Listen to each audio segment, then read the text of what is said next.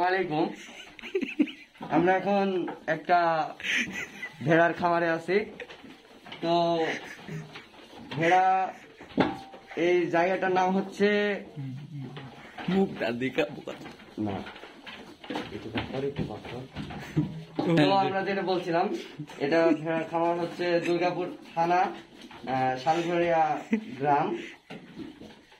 তো এখানে দুই জাতের ভেড়া আছে, যেটাকে বলে একটা গাড়ল। আপনারা দেখেন, কাছে দেখেন,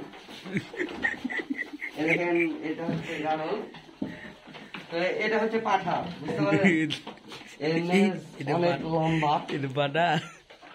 হ্যাঁ, নেজ অনেক লম্বা।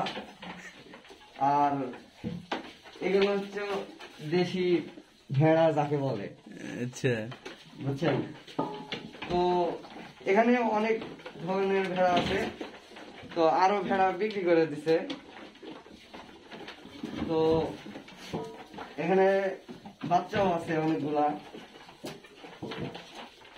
আপনারা যদি কিনতে চান তাহলে এখানে আসতে পারেন।